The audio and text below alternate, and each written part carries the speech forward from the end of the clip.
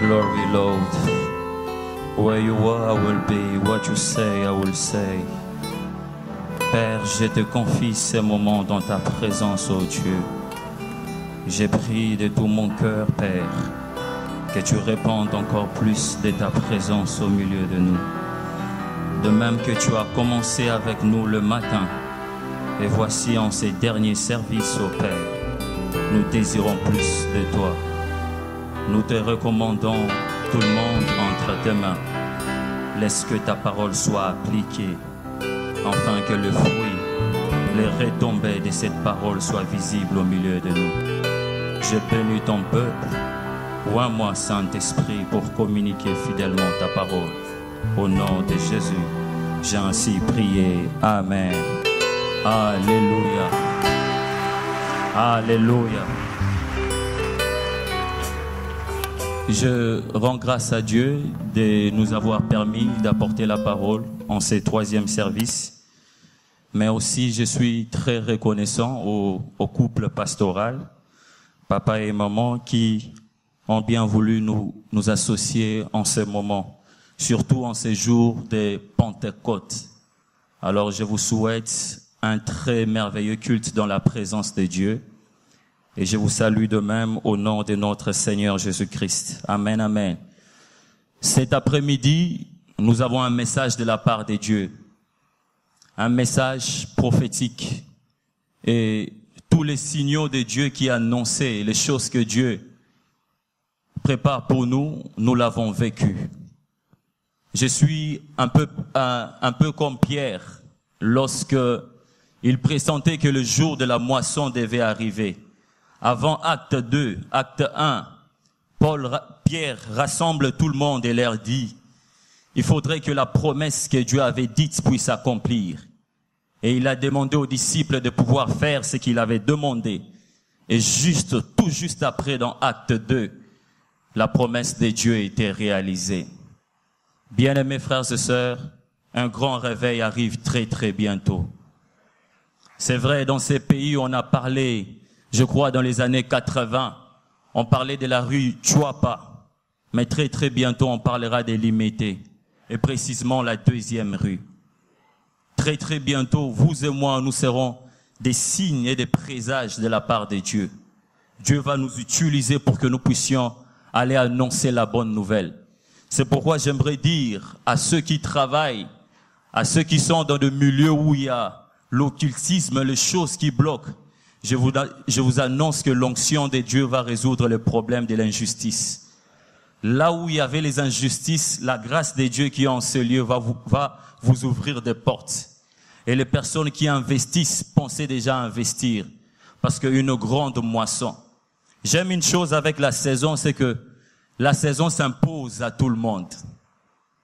La saison s'impose. Et la saison de Dieu est au milieu de nous. Et Dieu a imposé cela pour sa gloire. Amen, amen. Et il y a des gens aussi, peut-être, qui travaillent. Je vous annonce qu'il y a un homme comme Charles Finney, qui était un avocat, que l'Éternel a pris pour son royaume. Peu importe ton niveau cartésien, ton niveau intellectuel, Dieu est capable de se saisir de ça comme il en a fait avec la verge de Moïse, afin de démontrer sa grandeur. Et même les étudiants qui sont ici en ce lieu, je vous annonce aussi que Dieu va vous utiliser. Le réveil des pays de Galles, on nous dit, les personnes qui étaient à la base étaient de jeunes. Des personnes dont l'âge variait entre 18 et je crois 26 ans. Et en tête de file, il y avait Evan Roberts. Et je suis sûr et certain. Et je bénis Dieu parce qu'en ce lieu, je vois l'auditoire est majoritairement rempli de jeunes. L'onction de Dieu va tomber et la gloire de Dieu va te permettre d'aller apporter les réveils dans tout ce que tu fais. Il est temps que nous puissions manifester l'unité de l'esprit qui opère dans la diversité. Il est temps que ceux qui sont des chimistes, des biologistes puissent glorifier la gloire de Dieu, des avocats et j'en passe. Parce que ce que Dieu est en train de faire au milieu de nous, ça sera grandiose et d'une manière diversifiée. Amen, amen. Alors pour cet après-midi, j'aimerais nous entretenir autour du thème « L'homme, un homme parmi eux ». Nous allons parler de ce que l'Esprit me met à cœur, après quoi nous allons donner, je crois, 3 symboles du Saint-Esprit dans la Bible et nous serons synchronisés dans cette gloire et par la grâce de Dieu, nous allons poursuivre. Amen, amen. Est-ce que nous pouvons nous tenir debout, s'il vous plaît? Nous allons lire la parole de Dieu.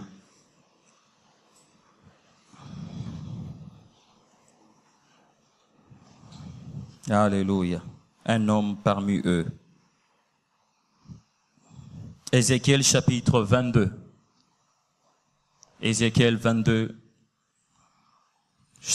verset 30. Ézéchiel 22, 30. Il est écrit, « Je cherche parmi eux un homme qui élève un mur et qui se tient à la brèche devant moi, en faveur du pays, afin que je ne les détruise pas, mais je n'en trouve pas. » Actes des Apôtres, chapitre 2, de 1er jusqu'au 4e verset. Acte 2, verset 1er. Est-ce que nous pouvons lire ces textes ensemble, s'il vous plaît? À 3, nous lisons. 1, 2, 3. Le jour de la Pentecôte, ils étaient tous ensemble dans le même lieu. Tout à coup, il vint du ciel un bruit comme celui d'un vent impétueux, et il remplit toute la maison où ils étaient assis. De langues semblables à des langues de feu leur apparurent, séparées l'une des autres, et se posèrent sur chacun d'eux. Et ils furent tous remplis du Saint-Esprit, et se mirent à parler en d'autres langues, selon que l'Esprit leur donnait de s'exprimer. Jean chapitre 11, verset 41. C'est le chapitre qui précède.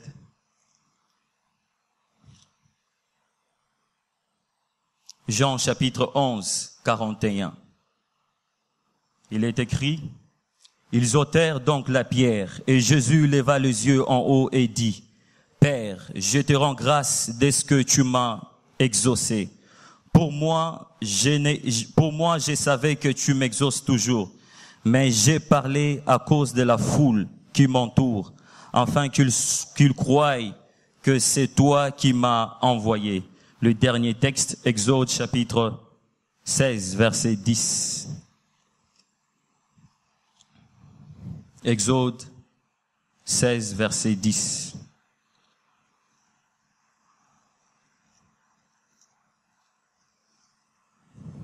Nous y sommes. À 3, nous lisons 1, 2, 3. L'ange de Dieu qui allait devant le camp d'Israël partit et alla derrière eux. Et la colonne des nuées qui les précédait partit et s'est mis derrière eux. Nous pouvons nous rasseoir. Nous acclamons la parole de Dieu.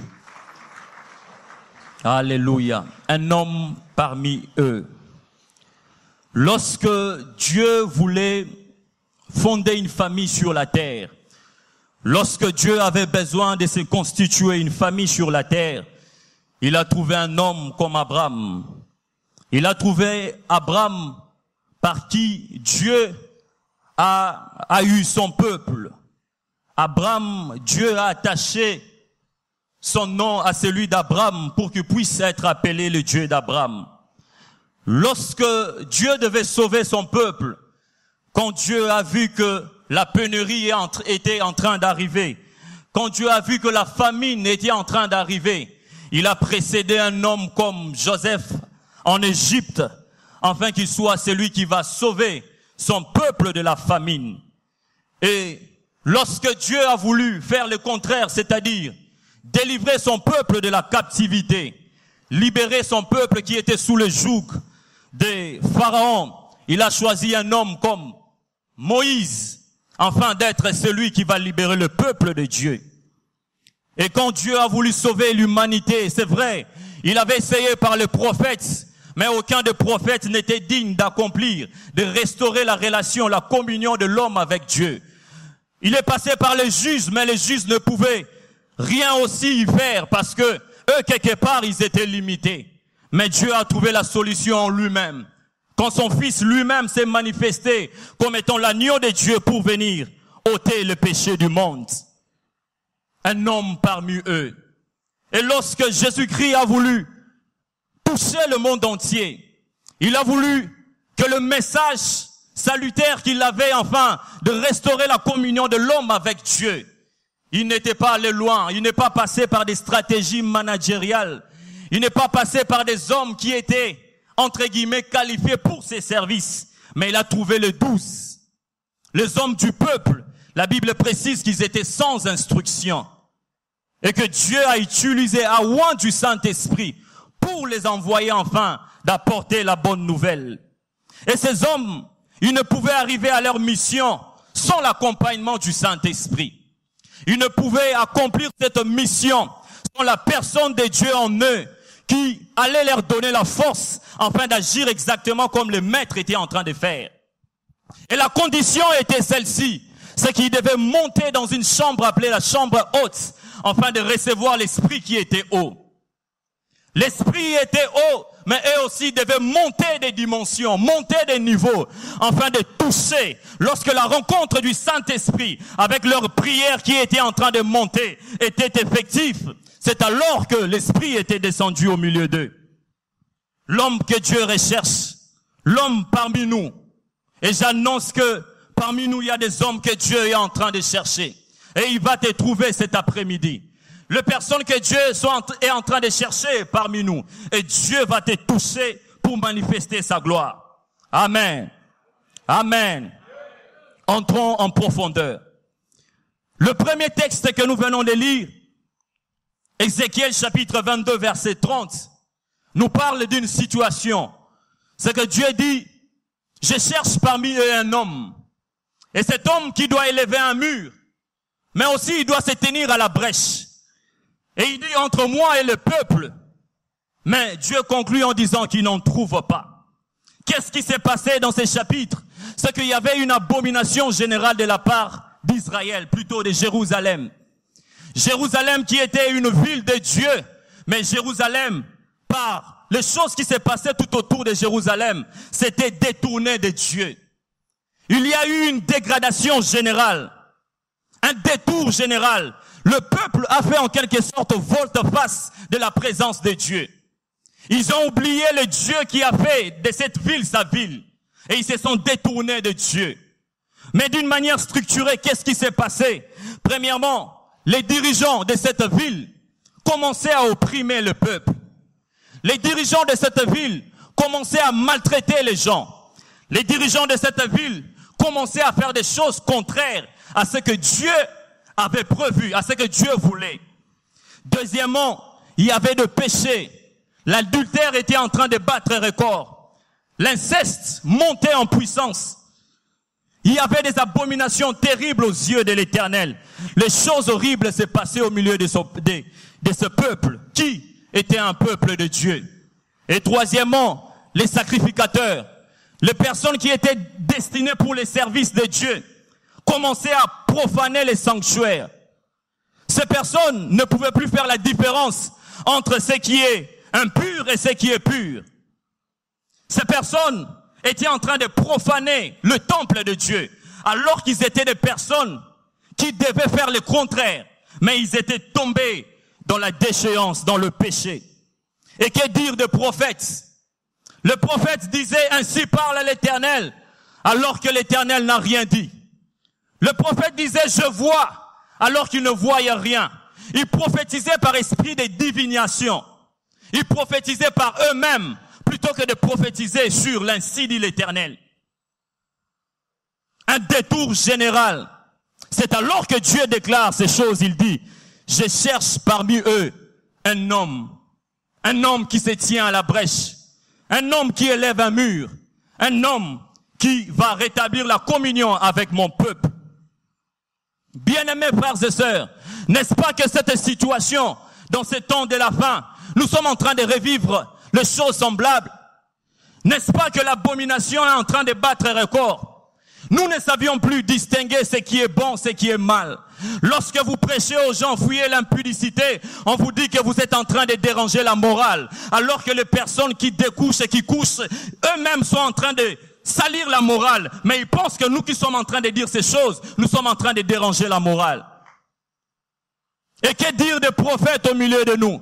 On voit des jeunes prophètes qui aspirent à ces ministères, ou bien qui ont ces ministères mais qui se sont détournés en train de prophétiser par divination. D'autres même consultent des livres occultes. Et que dire des dirigeants? Vous connaissez ce qu'ils sont en train de faire. Et Dieu cherche un homme qui va élever un mur afin de rétablir la brèche. Dieu cherche un homme en qui il va trouver la solution pour pouvoir afin de changer les choses. Alors Dieu cherche un homme parmi eux. Mais où est-il cet homme? Qu'est-ce qu'il est en train de faire? Cet homme est en train de faire une chose alors que l'Éternel l'attend à une autre. Cet homme est en train d'être occupé par autre chose alors qu'il y a une chose pour laquelle Dieu l'a destiné depuis la création du temps afin que sa gloire puisse être manifestée. Cet homme est en train de perdre peut-être le temps vainement dans des choses secondaires, alors qu'il y a une chose prioritaire que Dieu attend. Où est donc cet homme? Qu'est-ce qu'il est en train de faire? Et cet homme est au milieu de nous. Et c'est toi, cet homme, que Dieu est en train de chercher. Alléluia. Alléluia. Et qu'est-ce qu'il doit faire, cet homme? La Bible déclare qu'il doit élever un mur. Il doit élever un mur. Bien-aimés frères et sœurs, le mur dont il s'agit ici, ce n'est pas un mur physique, ce sont des murs de la prière qui montent vers Dieu. Dans Genèse chapitre 11, Dieu interdit aux hommes de Babylone de pouvoir bâtir une tour, mais il permet à l'homme que lui-même cherche d'élever un mur. Parce que le mur est dans la volonté de Dieu. Et Dieu voit dans le mur une puissance qui peut l'empêcher de faire ce que Dieu a réalisé de faire. Parce que Dieu était sur le point d'agir. Dieu était sur le point d'apporter une sentence face à tout ce qui s'est passé. Mais cet homme est censé élever un mur. Et bien, mes frères et sœurs, Dieu ne précise pas la hauteur de la mur à élever. La hauteur du mur à élever dépend de toi. La hauteur de vie de prière dépend de ton niveau d'intimité avec Dieu. Ainsi, lorsque tu montes en prière, plus tu montes en consécration et en prière, ainsi tu es en train de lever le mur pour toucher la voûte céleste, afin de déclencher la gloire de Dieu. Le mur. Cet homme doit élever le mur, mais aussi, il doit se tenir à la brèche. Bien-aimés frères et sœurs, moi j'ai choisi que mon mur sera un mur international. Il est vrai que je suis à Kinshasa, mais pendant que je suis en train de prier à Kinshasa, même en Martinique, des hommes sont en train d'être sauvés. Des âmes sont en train d'être délivrées, parce que le mur n'a pas de frontières. Cet homme doit se tenir aussi à la brèche. Bien-aimés frères et sœurs, qu'est-ce qui s'est passé dans les anciennes villes? La ville était sécurisée par de murs. Lorsque l'ennemi venait pour pouvoir attaquer la ville, la barrière qui pouvait empêcher à ce que l'ennemi puisse détruire la ville, c'était le mur. Le mur. Et sur ce mur, Dieu, les hommes établissaient un homme qui était comme une garde afin d'avertir ceux qui étaient au-dedans de la ville qu'il y a quelque chose qui est en train d'arriver. Ainsi, lorsque ce mur est fissuré, il y a une brèche. Cet homme vient se tenir à la brèche. Quand il se tient à la brèche, il devient aussi mur. Parce qu'un mur qui a des fissures, si tu te tiens, toi aussi tu deviens mur. Ainsi, l'homme de prière est celui qui arrête les actions des ténèbres. Il est capable d'arrêter ce que le diable est en train de faire en tant que mur. Alléluia. Deuxième des choses, il doit se tenir devant Dieu. Mais pas pour son propre compte, mais en faveur de pays. Il doit se tenir devant Dieu, mais en faveur de pays. C'est quelqu'un qui a été employé par Dieu pour les bénéfices des hommes. C'est quelqu'un que Dieu lui-même a établi pour prier en faveur de l'homme. Et cet homme doit avoir une communion profonde avec le Saint-Esprit. Il doit avoir une communion profonde avec le Saint-Esprit. Bien-aimés frères et sœurs, qu'est-ce qui se passe au milieu de nous? Depuis qu'on nous a appris à chasser, à déloger, à prier, à faire même les tolonacés pour notre propre compte, il n'y a plus de gens qui prient en faveur des autres. Il n'y a plus de personnes qui prient en faveur des autres. Il y a des enfants qui ne prient plus pour leurs parents. Et vice-versa. Il y a des épouses qui ne prient plus pour leur époux. Et vice-versa. Il y a même des collaborateurs qui ne prient pas pour leur pasteur. Vice-versa. Bien-aimés frères et sœurs, sachez ceci. Le réveil dont nous sommes en train de parler, la flamme de ce réveil va s'attiser si nous apprenons à porter le fardeau des autres. Cet homme que Dieu recherche n'est pas un homme qui doit prier pour lui-même. C'est un homme qui doit prier pour les autres. Où est passé le fardeau d'intercession? Je ne suis pas en train de parler des départements. Je parle de l'appel à l'intercession sans département. Parce que des fois, nous confondons les choses. Nous pensons que ceux qui sont appelés à prier pour les autres doivent être dans une structure qu'on appelle intercession. Lorsque Pierre était sous le joug d'Hérode, la Bible déclare que c'était toute l'église qui a prié pour lui. Toute l'église. L'égocentrisme est en train de battre le record. Tout le monde veut que ce que Dieu fait dans la place chez l'autre, que lui aussi soit à sa place. Il n'y a pas des hommes comme Aaron et Hur qui comprennent que lorsque Moïse est en train de monter, il faut l'accompagner parce que les mains de Moïse seront à un certain moment faibles afin de soutenir. Où sont les hommes qui soutiennent ce ministère? Ton pasteur est en voyage, mais est-ce que tu as même eu une seconde pour prier pour cette mission? Et tu dis que tu pries à la compassion. D'autres même, ce sont des ouvriers. Tu œuvres dans cette église, mais tu n'as même pas pensé, ne fût-ce qu'avoir 5 minutes.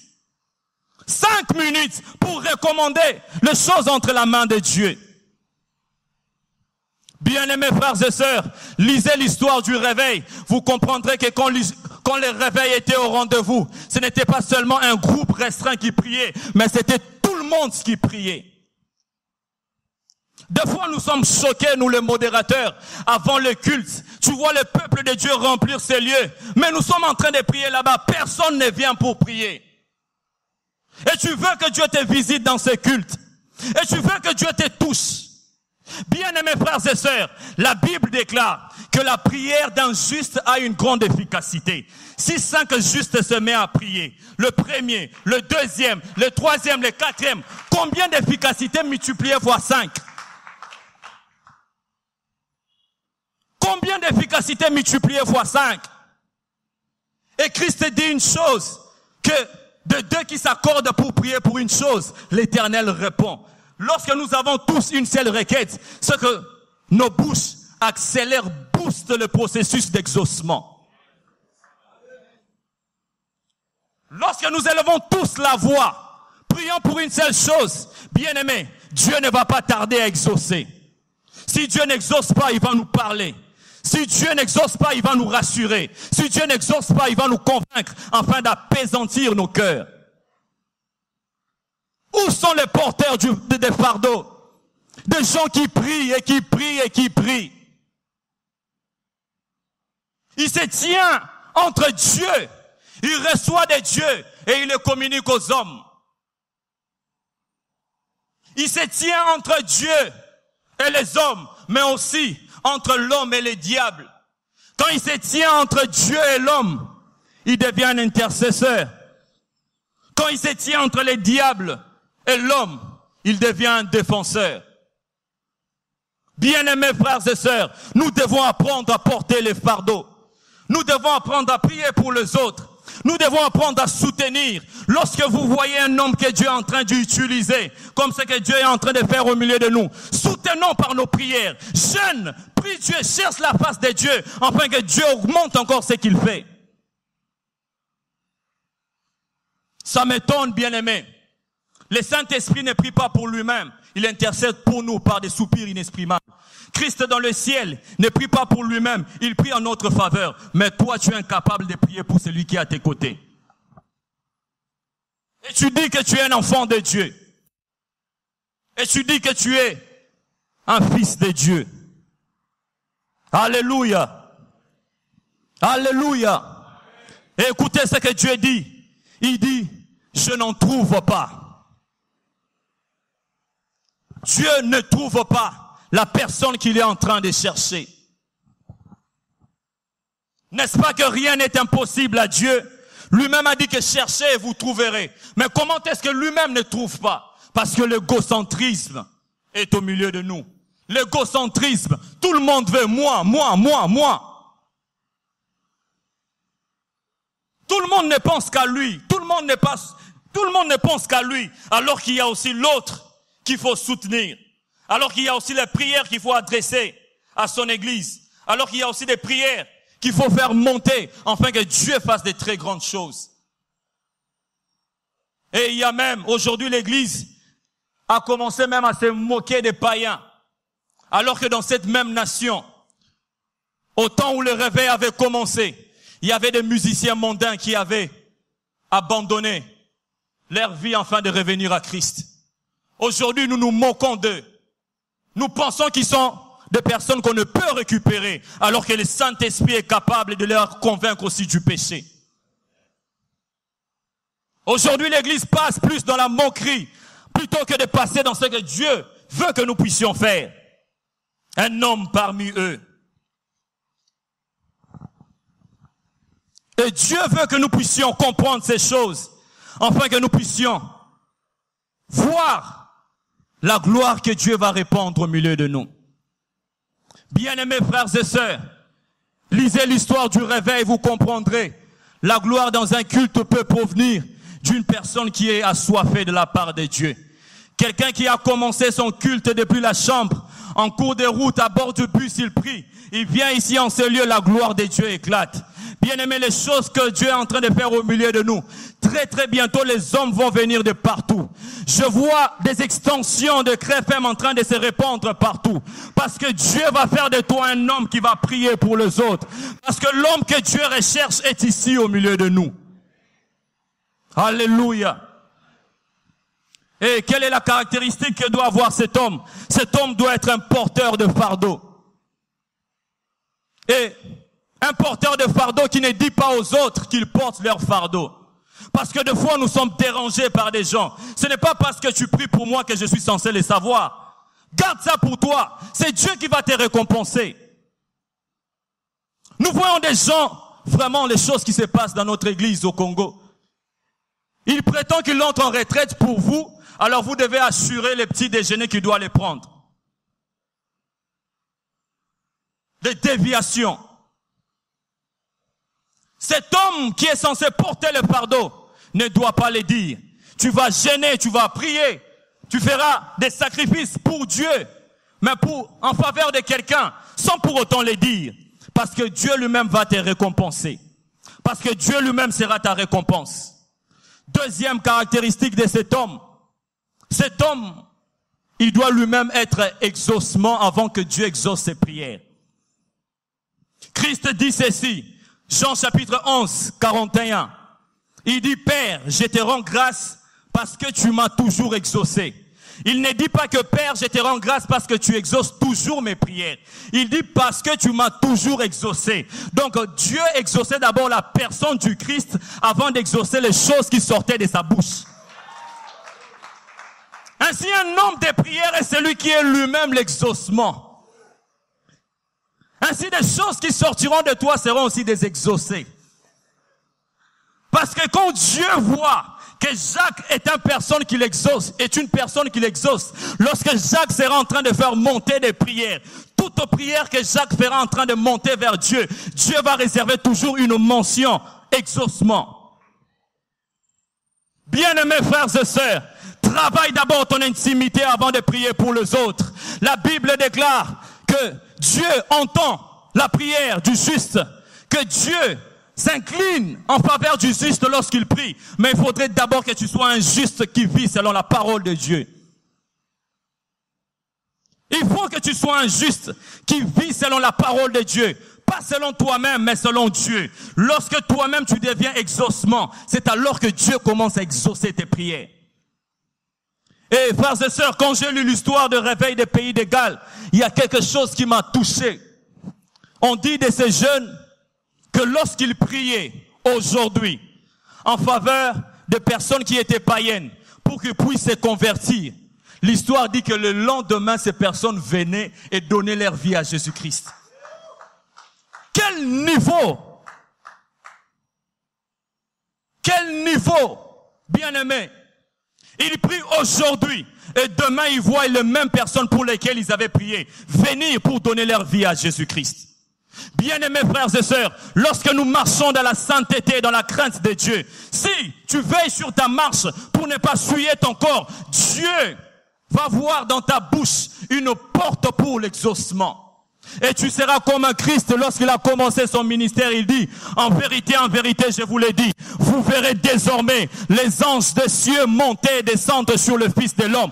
Parce que lui-même, il était l'ouverture des cieux. Le ciel est ouvert. Le ciel est disponible pour quiconque veut ouvrir des choses afin que Dieu agisse. Mais il faudrait travailler la consécration, l'intimité avec Dieu. Et une fois que nous travaillons ces choses, c'est alors que Dieu commence à répandre sa puissance et sa gloire au milieu de nous. Un homme exaucé, un homme exaucement. Et Dieu finira toujours par l'exaucer. Un homme exaucement, Dieu finira toujours par l'accorder ce dont tu le désires. Parce que Dieu va faire des très grandes choses. Bien-aimés frères et sœurs, la chose que nous devons ici tous appliquer, afin que nous puissions encore voir la gloire de Dieu être attisée au milieu de nous, c'est prier en faveur de l'autre. Prier en faveur de l'autre. Porter le fardeau pour les autres. Bien-aimés frères et sœurs, dans cette nouvelle saison, il doit y avoir aussi un nouveau comportement. Dans cette nouvelle saison, il faudra aussi un nouveau comportement. Lorsque une équipe quitte une division pour une autre, si celle-ci elle est supérieure, le coach est censé revoir les systèmes d'entraînement afin d'équilibrer l'équipe en fonction du niveau. Bien-aimés, nous ne sommes plus au bas niveau. Nous sommes maintenant dans les ailes. Nous sommes maintenant dans les ailes et nous devons opérer comme des aigles. Nous devons opérer non pas dans la bassesse, mais comme des personnes très spirituelles qui sont capables de prier et d'entendre la voix de Dieu. Mais nous ne pouvons arriver à prier convenablement sans le Saint-Esprit. Parce que c'est lui qui est censé nous aider afin de pouvoir aller plus loin pour prier, afin de pouvoir atteindre le but de Dieu. Parce que cet homme que Dieu recherche n'est pas celui qui doit opérer lui-même. Cet homme de prière n'est pas celui qui doit opérer lui-même, mais il doit prier et marcher, faire les choses selon la directive du Saint-Esprit. Et cela m'amène à parler des 3 symboles du Saint-Esprit dans la Bible. Alléluia. Est-ce que je peux avancer? Est-ce que je peux parler? Est-ce que je peux parler? Alléluia. Le premier symbole, c'est la nuée. Bien-aimés, le peuple de Dieu marchait dans les déserts. Ils ont quitté l'Égypte pour les déserts. Le chemin de Dieu qui mène à la terre promise pour Dieu devait passer par les déserts. Alors qu'il y avait aussi un chemin contraire qui pouvait faire moins de jours. Et pendant qu'ils étaient en train d'avancer dans les déserts, Dieu a fait des miracles au milieu d'eux. Mais il y avait quelque chose qui était en permanence au milieu d'eux, qui ne quittait pas le peuple de Dieu. La Bible nous parle de la nuée qui accompagnait, qui précédait le peuple le jour. La nuée qui précédait le peuple le jour. Dans les déserts, qu'est-ce qui se passe? Dans les déserts, le jour, il fait très chaud.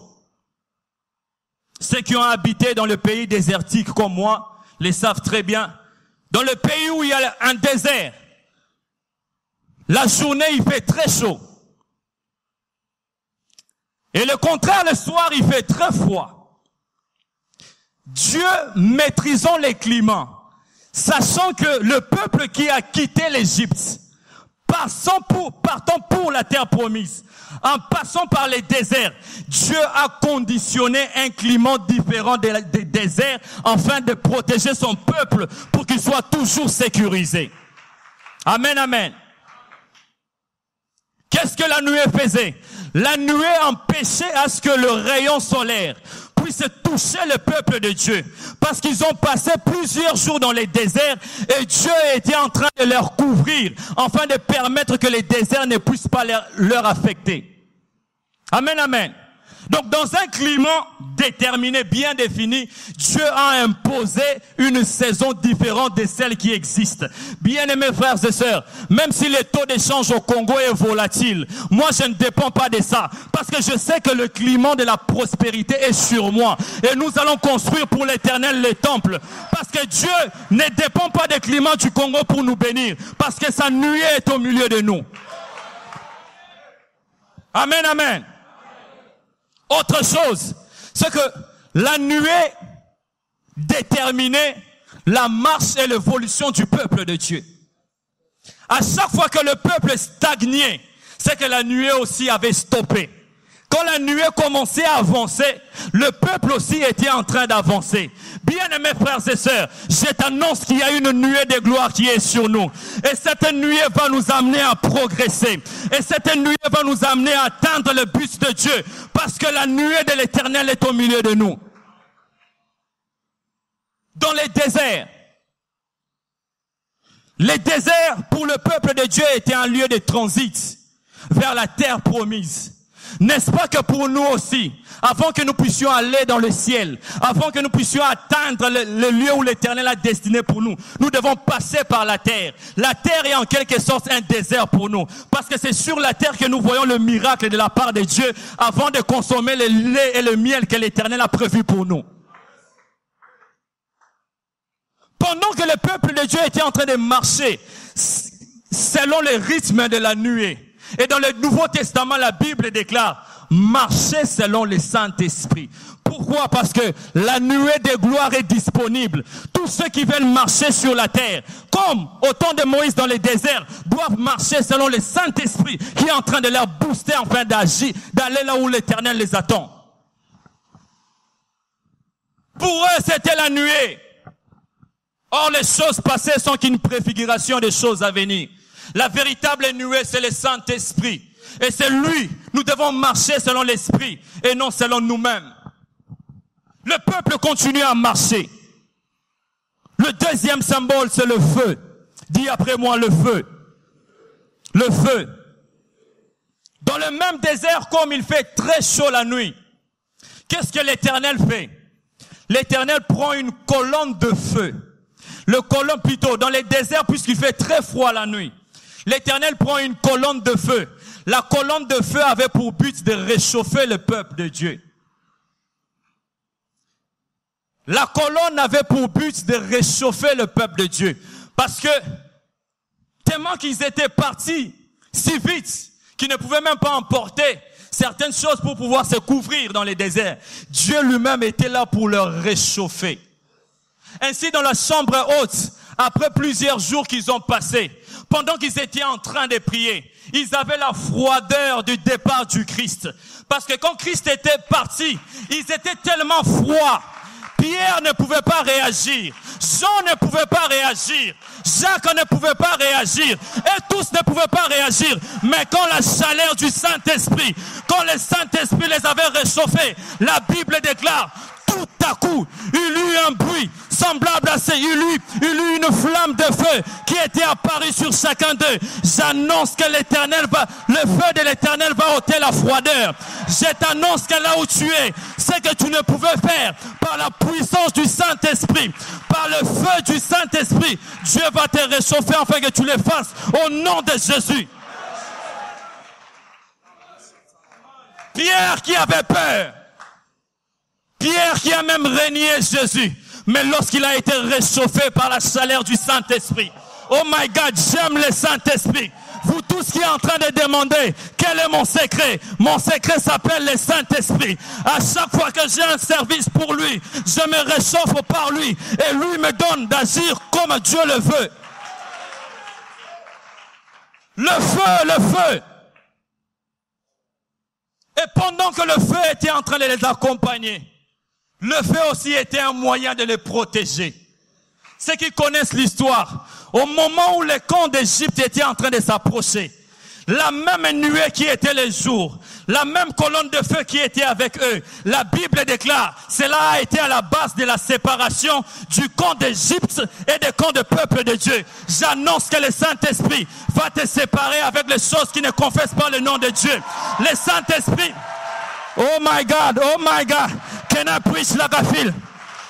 Bien-aimés frères et sœurs, le feu du Saint-Esprit va séparer distinctement ce qui n'est pas de Dieu et ce qui est de Dieu.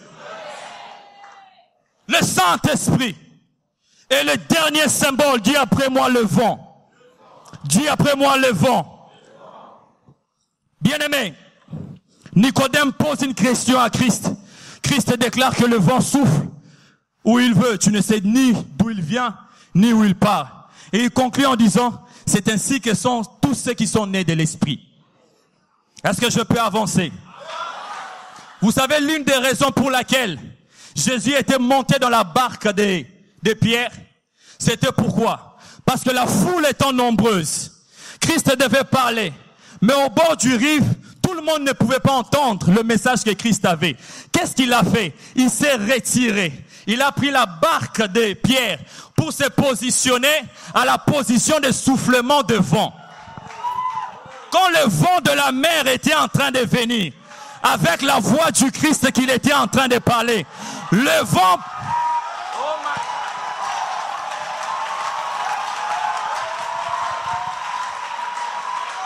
Le vent pouvait emporter les paroles, afin de les destiner à tout le monde, afin que la parole soit entendue par tous. Et dans le livre des Actes des Apôtres, lorsque Pierre a senti qu'il y a un mouvement du vent, la Bible déclare qu'il y eut un vent impétueux. Pierre a compris que ici, de même manière que le maître avait parlé sur ma barque, de même manière qu'aussi je dois parler. La Baba. Holy Spirit. Ah oui, je sens son vent au milieu de nous. Je sens le roi de Dieu. Did you feel what I feel? La Bible déclare, quand Pierre a senti le mouvement, il a compris que comme le maître, je dois parler. Et pendant qu'il s'est mis à parler, la foule était nombreuse. Et la puissance de Dieu pouvait convaincre plus de 3000 personnes ces jours-là. Bien-aimés frères et sœurs, le vent est capable d'emporter ce que nous faisons à Kinshasa, même en Martinique. C'est le roi du Saint-Esprit qui fait ça. Le vent est capable de prendre ta vie. Tu vois ses frères, tu vois ce que Dieu fait en toi. Dieu est capable par le vent du Saint-Esprit d'amplifier l'extension de ces choses. Et comme conséquence, la Bible déclare que tous, dans ce passage des Actes des Apôtres, nous comprenons que toutes ces trois choses s'étaient appliquées. À la fois la nuée était là, à la fois le feu était là, parce que le langue semblable aux langues de feu s'était apparu sur chacun d'eux, mais aussi le vent les accompagnait. Quand le Saint-Esprit condense la nuée, le vent, une gloire éclate. Compassion, j'ai un message prophétique pour vous. Pour nous, l'Éternel a posé sa nuée au milieu de nous. L'Éternel a posé son feu au milieu de nous. L'Éternel a posé le vent au milieu de nous. Je suis en train de voir des extensions de greffes partout.